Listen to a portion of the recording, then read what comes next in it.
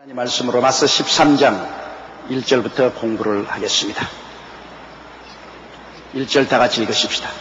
각 사람은 위에 있는 권세들에게 굴복하라. 권세는 하나님께로 나지 않음이 없나니 모든 권세는 다 하나님의 정하신 바라.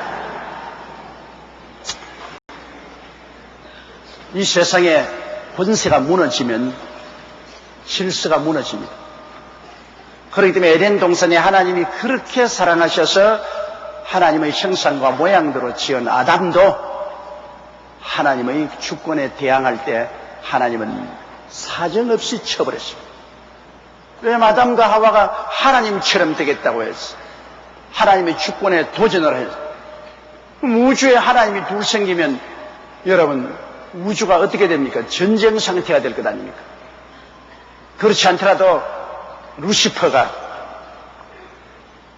하나님 보좌를 빼앗고 자기가 하나님처럼 되겠다고 해서 저항하다가 하나님께 버림을 당하여 하늘 천사 3분의 1을 거느리고 쫓겨나서 공중에 번서 잡은 악마의 세계를 세워놨는데 아담과 하와가 하나님처럼 되겠다고 해서 하나님의 주권에 도전하면 하나님이 그건 용납하지 않습니다. 하나님은 다른 모든 죄는 용서해 주시되 하나님께서는 주권에 도전하는 자는 주도 허락하지 않습니다. 그대로 쳐버립니다. 우리가 하나님의 주권에 도전하는 그런 일은 없어요. 또 우리 현실 사회가 모두 다 권세들에 의해서 조직이 되고 질서가 있고 안정이 되십니다. 가정도 보십시오. 가정에 남편이 가정의 머리로서의 확고한 위치를 가지고 있지 못하면 가정의 질서가 없어지고 아예 콩가루 집안이 돼요. 자녀들이 마음대로 아버지의 주권에 도전을 하고 어머니의 주권에 도전을 하고 자기 마음대로 행하고 아내는 남편을 도전하고 남편은 아내와 싸우고 이러면 가정 무너지죠. 가정도 아버지께서 정한 주권대로 해야 됩니다. 요사이 아무리 현대 여권이 신장되어 가지고서 남녀 동등권이라고 외치지만 가정에서는 아닙니다. 사회에서는 남녀 동등권이 이루어집니다. 성경에는 여자들이여 남편에게 복종하기를 죽게 하더라 그렇게 말 안 했습니다. 아내들이여 남편에게 복종하기를 죽게 하더라. 세상에 나와서는 남녀 동등으로 다 실력대로 어깨를 겨누어서 일을 하죠. 여자가 대통령도 되고 수상도 되고 장관도 되고 다 될 수 있어요. 그러나 가정에 들어가면은 가정의 권세는 남편이 머리가 되고 아내가 그 수족이 되는 것입니다. 아내들이여 남편에게 복종하기를 죽게 하더라. 이 명령이 어마어마하게 강한 명령입니다. 여기 보세요. 복종이란 말은 순종과 틀립니다. 순종은 하고 싶으면 하고 안 하고 싶으면 안 할 수 있는데 복종은 무조건입니다. 복종은 무조건입니다. 그럼 아내들이 남편에게 복종하는 것을 주님께 복종하는 것과 같이 하라고 했으니 그것은 비교할 수 없는 강력한 명령입니다. 우리 주님께 절대 복종하지 않아요? 주님께 절대 복종합니다. 그러면 주님께 복종하는 그 심정으로 남편에게 복종하라. 요사이 젊은 여성들이 이 말을 들으면 반발할 것입니다. 무엇 때문에 남자라고 해서 우리가 복종할 것이냐. 복종하기 싫거들랑 시집까지 말면 돼요. 여자로 살면은 복종할 필요 없어요. 동등하게 남자와 경쟁하면서 사회 살 수 있죠. 시집 가고 싶거들랑 복종해야 돼. 시집을 가면은 그때는 남편에게 복종하라는 하나님의 명령에 순종해야 됩니다. 이것은 세상이 만들어 놓은 제도가 아닙니다.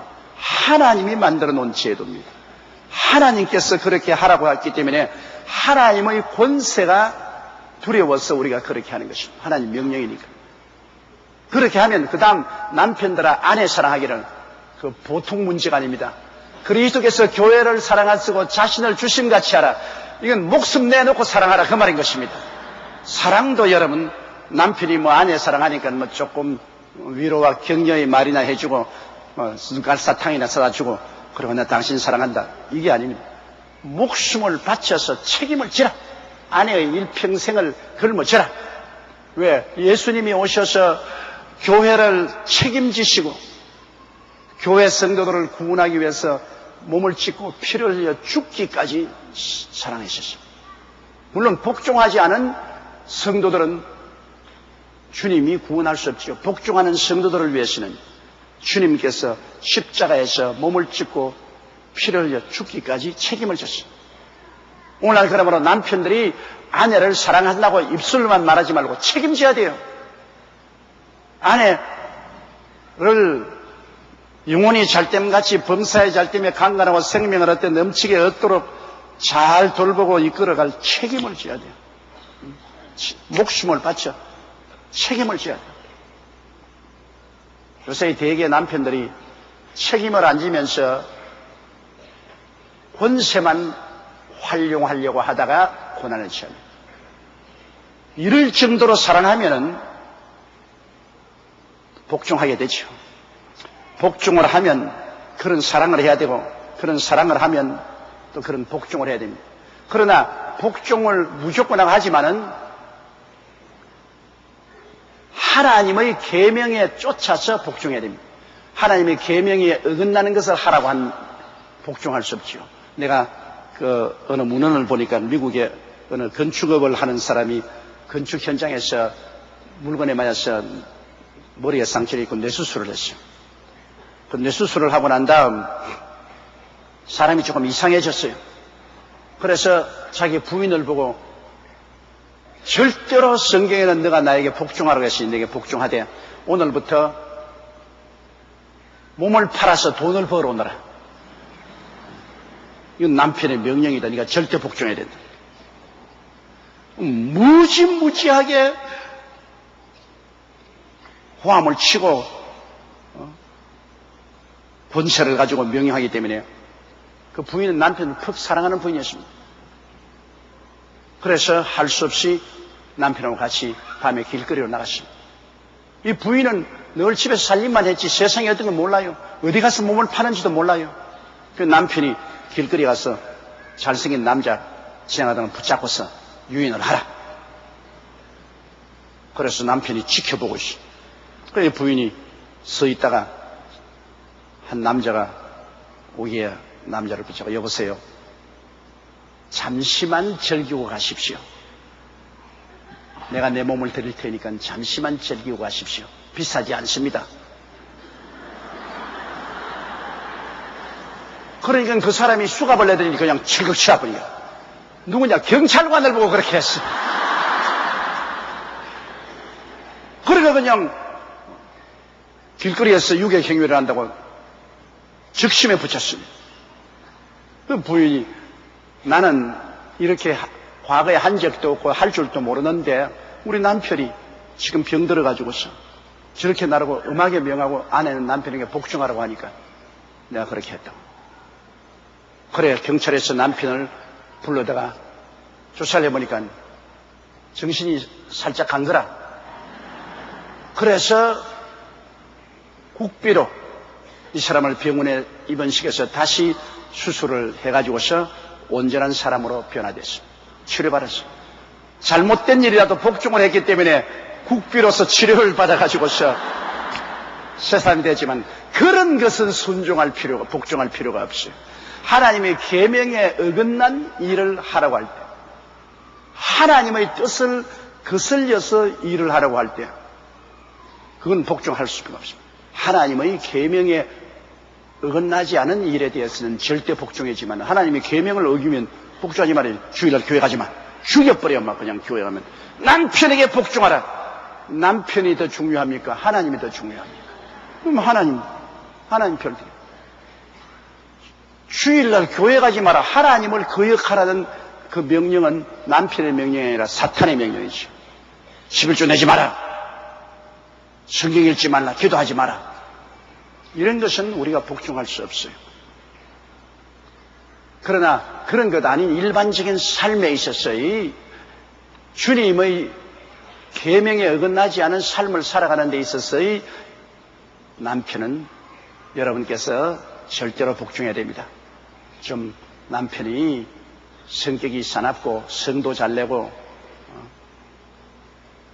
좀 사람이 그렇게 편안하게 해주지 못한다 할지라도 일단 결혼했으면 복종해야 돼요. 그리고 하나님께서 그를 변화시키기 위해서 기도해야 돼요. 그리고 남편은 아내를 사랑해야 돼요. 사랑해야 돼요. 복종을 하고 난 다음 사랑을 요구할 권한이 있습니다. 그리고 남편은 또 아내를 사랑하지 않으면 복종을 하라고 명령할 그러한 권한도 없죠. 그러니까 이게 참 힘든 일 아닙니까? 완전한 복종하는 것도 힘들고 몸을 바쳐 죽도록 사랑하는 것도 힘들고 힘들어요. 힘들기 때문에 성경에 그렇게 하라고 명령했지 힘 안 들면 내버려 놓으면 그대로 다 하지 뭐 걱정할 거 뭐가 있어요. 그러므로 아내된 여러분은 남편에게 하나님의 계명에 어긋나지 않은 한도 내에서 복종하고 또 남편된 여러분은 아내를 사랑하되 죽기까지 사랑하라. 죽기까지 사랑하는 그런 남편이 되어야 되는 것입니다. 그럼 자식들은 이 권위가 부모는 권위가 있잖아요. 하나님 준 부모로서 권세가 있으니 자녀들아 부모에게 복종하라. 자녀들은 그 집에 있을 동안에는 집을 떠나서 독립해 나가면 그건 자기 스스로 살지만은 그 집에 있는 이상은 부모에게 복종해야 돼요. 물론 부모가 하나님의 계명에 어긋난 일을 하라고 할 때 복종할 수 없죠. 교회 가지 마라. 주일날 하나님 시키지 마라. 이런 말씀에 계명에 어긋난 일을 시킬 때는 복종할 수 없지만 그 이외의 모든 일에서는 아침에 일찍 일어나라, 집안 잘 정돈하라, 공부하라, 순종하라 이런 건 다 자기 마음에 안 내키더라도 복종을 해야 돼요. 복종이라는 것은 여러분 마음에 내켜서 하는 것이 아닙니다. 마음에 안 내켜도 그렇게 명령을 하니까 그게 따라가는 것이 복종인 것입니다. 자기가 하고 싶으면 하고 안 하고 싶어 하는 것은 순종이죠. 복종은 그렇지 않습니다. 복종은 정복당한 민족이 정복을 한 사람에게 절대 복종해야 되는 것처럼 그런 복종인 것입니다. 이게 없으면 가정이 질서가 서지 않아요. 남편의 권세도 무너지고 또 아버지 어머니의 권세도 무너지면 가정은 완전히 콩가루지만이 되는 것입니다. 한 국가도 그렇지 않습니까? 국가는 대통령으로 당선된 이상 권세가 있습니다. 국가의 권세, 다스리는 권세가 있어요. 다스리는 권세를 행하는데 국민들이 그 권세에 복종하지 아니하면 나라가 콩가루 집안이 되죠. 국가가 명하는 명령에 복종해야죠. 국방의 임무로서 우리는 군대에 가야 되고 세금, 납세의 임무로 세금 내야 되고 교육의 임무로서 교육받아야 되고 그 다음에 근로의 임무로서 노동해야 됩니다. 이런 기본적인 국가의 법을 우리가 지켜야 돼요. 국가가 국법을 세워서 사회와 국가의 질서 있게 살아나가도록 하는 데 있어서는 우리가 복종을 해야 되는데 국가가 만일 하나님의 뜻에 어긋난 일을 하라고 할 때 어떻게 할 것이냐. 우상에 절하라. 일본이 한국을 점령하고 난 다음에 아마테라스 오미가미라는 일본 신에 절하라고 할 때 그게 저항한 우리 많은 주의 종들과 장로들이 감옥에 들어가고 순교를 했습니다. 하나님의 뜻에 반대되는 명령을 하면 이것은 우리가 순종할 수 없습니다. 하나님을 먼저 사랑하고 그 다음 국가를 사랑하는데 하나님 명령에 어긋나지 않은 이상한 국가에게 복종하지만 하나님 명령에 어긋난 일을 하라고 할 때 그건 저항이에요. 저항이에요. 국가가 성수주의를 하지 못하게 하면 주일날 교회 와서 예배 드리지 못하게 하면 하나님 뜻에 어긋난 일을 명령하기 때문에 우리는 저항해야 됩니다. 그렇지 않은 이상은 국가가 명령하는 일에 대해서는 권세에 복종해야 되는 것입니다. 교회도 한 가지입니다, 여러분. 교회도 주님께서 당회장에게 다스리는 권세를 주었어요. 교회에 당회장이 있고 그 다음에 당회가 있고 그 다음 재직회가 있습니다. 그런데 교회가 당회장의 다스리는 권세에 대해서 저항을 하면 교회가 콩가루 집안이 되고 마는 것입니다. 당회장이 잘났든 못났든 당회장이 하나님의 뜻에 거역하는 일을 하지 않은 이상은 그 교회에 나올 때는 당회장의 지시에 따라야 돼요. 그게 하나님의 명령입니다. 권세는 위에서 나지 아니함이 없습니다. 하나님이 주신 권세입니다. 남편의 권세도 하나님이 주셨고 부모의 권세도 하나님이 주셨고 교회는 당회장의 권세는 하나님이 주셨고 한 나라의 대통령이나 수상의 권세도 하나님이 주신 것입니다. 각 사람은 위에 있는 권세들에게 굴복하라. 이 굴복이란 말이 어마어마한 강한 말이 아닙니까? 아예 굴복이라는 것은 완전히 무릎을 꿇고 항복하고 따라가라는 것입니다. 각 사람 위에 있는 권세들에게 굴복하라. 권세는 하나님께로서 나지 아니함이 없나니 모든 권세는 다 하나님의 정하신 바라. 권세는 다 하나님께로 좋은 권세뿐 아니라 악한 권세도 하나님이 악한 때에 적당하기 위해서 세웠다. 지금 북한 김일성과 김정일이 저것도 하나님이 안 세워놓았었으면 벌써 무너졌어요. 다 하나님이 필요해서 세워놓은 것입니다. 저는 오랫동안 하나님께 기도할 때 늘 원망스러운 기도를 많이 했습니다. 하나님, 일본은 36년 동안 한국을 짓밟았고 대동아 전쟁을 통해서 동남아를 피바다로 만들었는데 그런 일본은 분열되지 아니하고 통일국가로서 다시 재건해서 세계적인 경제 대국이 되었는데 우리는 남은 나라를 침략하지도 아니하고 양같이 온순하게 살았는데 오히려 침략을 당하고 짓밟히고 그러고도 불구하고 왜 하나님 우리나라 같은 침략하지 않은 악행을 하지 않은 나라를 두동강으로 만들어 놓고 남북이 갈라져서 6.25 사변 같은 처참한 동족산전의 전쟁을 하게 하고 그리고 지금도 갈라져 있습니까? 하나님 왜 이렇습니까? 왜 이렇습니까? 제가 그렇게 일본에서 한 10년 동안 1천만 구령을 위해서 열심히 전도할 때 기도를 많이 했습니다. 그 결과로 하나님이 한번 제게 기도하는데 고요하고 잠잠한 성령의 음성으로 제게 질문한 것입니다. 그러면 일본하고 한국하고 바꿔줄까? 한국은 지금 남한 인구 4천만에 예수 믿는 사람이 1200만, 국민의 30%가 구원을 받는데 일본은 1억 2천만 중에 예수 믿는 사람, 예자 붙은 사람 다 합쳐도 100만이 안 되고 0,01%밖에 예수를 믿지 않고 버림받은 나라.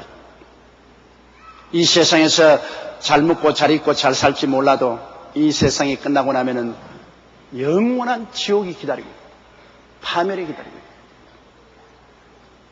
그러면 일본하고 바꿔줄까? 그래서 아유 그거는 말고요. 그거는 왜 한국이 지금 이런 시련을 겪느냐? 한국이 일본의 침략을 받아 짓밟히고 또 전쟁이 나고 이런 요란한 광야의 길을 통함으로 말미암아 한국 사람이 깨어지고 회개하고 하나님을 믿게 되었다. 등 따쓰고 배부르면 하나님을 믿지 않는다. 이 전쟁을 통해서 우상과 사신을 깨어지고 옛날 캐캐묵은 전통도 다 무너지고 그리고 깨어지고 상처 입은 마음속에 그리스도의 복음이 전파하게 되었으니 하나님이 한국을 세우셔서 하나님의 택한 민족으로 하여 이 마지막 때 온 아시아 태평양 지대에 복음을 전가하는 선지자 제사장의 국가로 삼기 위해서 하나님이 고난을 통하게 하셨다. 물과 불을 통하지 않고는 깨어지고 회개하지 않잖아요. 우리 개인도 그렇잖아요, 여러분. 등 따쓰고 배부른 사람, 예수 그리스도 이름 부른 사람 보았어요? 거의 없죠. 큰 시험과 환난을 당해서 깨어진 사람이 주여 전부여 주십시오 손 들고 옵니다. 손 들지 않아요. 시험과 환난이 우리의 현실에 붙어있는 모든 환경을 깨어 흔들어서 하나님을 바라보게 만들어주는 것입니다. 이러므로 우리에게 다가온 큰 시험과 환난은 민족적으로 굉장한 슬픈 일이지만 그러나 하나님 편에서는 하나님이 이 민족을 흔들고 괴롭게 만들어서 이 민족으로 하여금 예수 그리스도를 바라보고 믿고 하나님의 택한 민족, 제사장의 국가가 되어 온 아시아 태평양에 복음을 전할 수 있는 하나님의 대변자를 만들기 위해서 그렇게 하는 것입니다. 그런 섭리를 알아야 돼요. 그렇기 때문에 지금 남북이 갈려있는 것도 하나님의 뜻입니다.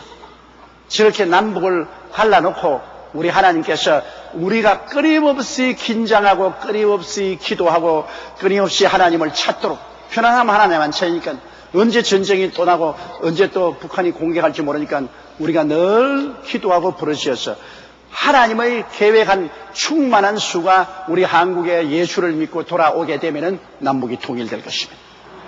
아직까지 하나님이 계획한 충만한 수가 들어오지 않았어요. 이 세상도 이방인의 충만한 숫자가 들어오면 세상이 끝나는 것처럼 우리 한국에도 하나님이 계획한 충만한 수가 예수 믿고 들어와서 하나님 계획을 이룰 수 있도록 된다면 그때는 이성들 갈라놓을 필요 없잖아요. 이제는 오케이, 합쳐. 하나님이 합치라면 대만이 합칩니다. 하나님이 합치라고 안 하면 인간의 힘으로 아무리 해봤자 소용이 없죠. 독일 보십시오. 독일이 동서독으로 갈려 있었는데요. 뭐 독일 사람이 정치 잘해서 통일된다요. 때가 오니까 하나님이 합쳐. 소련이 무너지고 난 다음 연거푸서 독일 공산당도 무너지고 순식간에 합쳤어요. 그러므로 나라의 통일도 하나님이 하시는 권세는 위에서 내려오지 않음없이 저 북한의 악한 권세도 하나님이 그렇게 하도록 정해놓았기 때문에 악한 때에 적당하게 세워놓은 것입니다. 김일성이나 김정일이 자기가 하는 것처럼 큰 소리 하지만 아니요. 뒤에는 다 하나님이 목덜미를 잡고 있는 것입니다. 하나님의 허락 없이는 일 못합니다. 하나님이 정해놓은 한계를 뛰어넘으면 하나님께서 심판하시는 것입니다. 그렇기 때문에 온 우주의 절대 주권자는 하나님이신데 하나님 허락 없이 아무것도 안 돼요. 옛날에 독일도 옛날에 소련도 옛날에 일본 제국주의도 다 하나님의 허락한 가운데 생겨나서 하나님이 이 세상을 심판하는 몽둥이로 사용한 것입니다. 옛날에 아수리오나 바벨로니아나 메데파사나 헬라나 로마나 이 모든 제국들이 하나님이 그 나라를 세우기도 하고 무너뜨리기도 했습니다. 그리고 하나님은 그를 통해서 하나님의 계획하신 뜻을 이루신 것입니다. 우리 사람들이 어떻게 하나님의 뜻을 다 알겠습니까? 하나님은 선한 자를 통해서도 역사하시고 악한 자를 통해서도 역사하시고 하나님의 영원하신 계획과 뜻을 이루십니다. 하나님의 역사는 앞으로 진행해 나가는 역사입니다. 하나님의 역사는 아담 하와 때 타락한 때로부터 시작해서 다시 그리스도를 통해서 복구해서 새하늘과 새 땅과 새 예루살렘에 들어가게 하는 그것으로 역사를 종결짓도록 하나님이 정해놓았습니다. 그 하나님의 정하신 역사의 이 밧줄에 우리 사람들은 빙글빙글 낯선 형을 지으면서 따라갑니다. 순종을 많이 하다가 많이 떨어져 나갔다가 또 순종하게 돌아왔다가 또 떨어져 나갔다가 하더라도 하나님의 그 정해놓은 역사적인 밧줄을 영원히 떠나지는 못합니다. 하나님의 계획대로 우리는 나아가는 것입니다. 그러므로 북한에 있는 사람들도 그 완전히 악의 정권이요 악의 집단이지만 그들이 하나님 못 믿게 하고 하나님을 섬기지 못하게 한 데서는 저항할지라도 그걸 제껴놓고 난 다음 국가의 질서를 위해서 내놓은 법은 지켜야 됩니다. 하나님이 김정일이도 하나님이 세웠으니까. 그러나 그가 하나님 뜻에 어긋난 일을 명령할 때는 저항해야 됩니다. 그렇지 않은 일에 있어서는 국가 경영에 있어서의 국법을 지어놓으면 그 국법에 대해서는 순종을 해야 돼요. 세금도 내야 되고 군대도 가야 되고 그리고 노동도 해야 되고 교육도 받아야 되고 해야 돼요. 왜냐하면 각 사람은 위에 있는 권세들에게 굴복하라. 권세는 하나님께로 나지 않음이 없나니 모든 권세는 다 하나님의 정하신 바라. 이게 굉장히 해석하기 어려운 성경 구절입니다. 이게 잘못하다가는 온갖 비난을 다 받을 수 있습니다.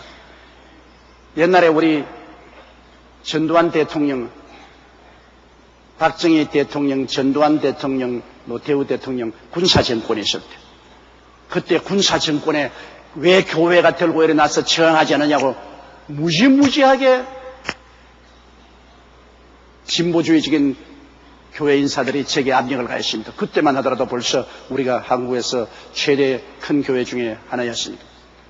왜 교인들이 들고 일어나서 박정희 대통령에 대해서 대항하고 전두환 대통령에 대해서 대항하고 왜 데모하고 그렇게 하지 않고 교회 주일날 와서 예배만 보고 있느냐. 상당히 나에게 압력을 많이 가했습니다. 그러나 나는 이 성경 말씀대로 만일 박정희 대통령이나 전두환 대통령이나 노태우 대통령이 성수주의를 하지 마라, 하나님 섬기지 마라, 예수 믿지 마라, 이런 일을 한다면 목숨을 바치고 저항하지만은 그 이후에 박정희 대통령의 정권이나 노태우 전두환 대통령이나 노태우 대통령이 일구의 대통령으로서의 하나님이 세울 때는 그가 우리가 볼 때는 혁명을 했든지 무슨 잘못을 했을지라도 그 권세는 하나님이 허락하지 않고는 그 자리에 일어날 수가 없습니다. 하나님이 허락했기 때문에 그 자리에 일어난 것입니다. 모든 권세는 위에서 나지 아니합니다. 사람이 마음으로 자기 길을 계획할지라도 발걸음을 옮기시는 이는 하나님이신 것입니다. 하나님이 허락했기 때문에 되지 하나님이 한마디만 NO! 그러시면 안 되는 거 아닙니까? 그럼 하나님의 뜻이 있어 하나님이 정한 기한 동안에 박정희 대통령이나 전두환 대통령이나 노태우 대통령을 대통령으로 있으라고 지시한 이상 그 사람들이 나라를 다스리기 위해서 국가의 법을 집행하는데 그 질서를 우리가 복종해야죠. 주님의 계명에 어긋난 일을 하라고 할 때는 우리가 저항해야 되지만 그렇지 않은 이상은 위에 있는 권세에 복종해야죠. 그 때문에 제가 굉장한 많은 공격을 많이 받았습니다. 정부에 아부하는 타락한 목사, 온갖 소리 다 들었어요. 그때 내가 정신을 바짝 안 차리면 교회를 올바르게 끌어갈 수 없어요.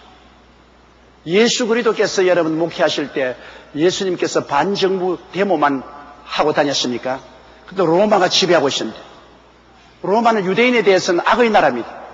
그런데 그때 예수 그리스도께서 메시아로 와서 매일같이 데모해서 물러가라 로마여 물러가라 로마여 주님이 데모를 해서 내리등이고 예수님이 감옥에 들어가시고 그렇게 했나요? 아닙니다. 로마의 법이 하나님의 믿는 것을 대적하지 않은 이상은 주님은 로마의 법을 다 지켰습니다. 그리고 예수님은 열심히 그리 복음을 전가하여 죄인을 용서하고 병을 고치고 귀신을 쫓아내고 배고픈 자 먹이고 그리고 영생을 주는 천국의 사역을 주님께서 했습니다. 세상 정치에 주님 관여하지 아니하시고 천국 사역에 주님 전쟁을 끼우셨습니다. 나중에 로마의 법이 정한 대로 예수님은 정죄받아서 십자가에 못 박혀 죽었는데 주님이 하나님의 아들인데 12명 되는 천사를 동원해서 빌라도도 한 칼에 베어버리고 대제사장도 주님이 한 칼에 베어버릴 수 있습니다. 하늘과 땅을 가진 권세 있는 주님이 왜 로마의 법에 복종해서 그 부정 잘못된 법으로서 예수 그리스도를 정죄하여 십자가에 못 박여 죽일 때도 주님은 그 법에 순종하는 것입니다. 법을 거역하지 않으셨습니다. 그러므로 여러분 악한 자도 악한 날에 적당히 했다는 하나님 말씀대로 하나님은 선한 사람을 통해서 선한 지도자를 통해서 선한 역사도 행하시고 악한 지도자도 하나님의 계획과 뜻을 이루기 위해서 주님이 세우셔서 그를 사용하여 하나님의 뜻을 이루는 도구로 사용하시는 것입니다. 이 하나님의 절대 주권은 우리가 이해할 수가 없습니다. 하나님은 여러분 이 우주에서 절대 주권을 가지시고 하나님의 그 주권에 저항하는 자는 존재할 수 없죠. 하나님의 허락 없이는 아무것도 이루어지지 않습니다. 이렇기 때문에 세상에 모든 권세는 다 하나님의 정하신 바인 것입니다. 그 권세가 악마화되어서 하나님의 계명을 어기고 하나님의 뜻을 정반대할 때는 복종하지 말아야지. 그러나 질서와 평안을 가지기 위한 정치하는 데는 우리가 굴복하라고 성경은 말하고 있는 것입니다.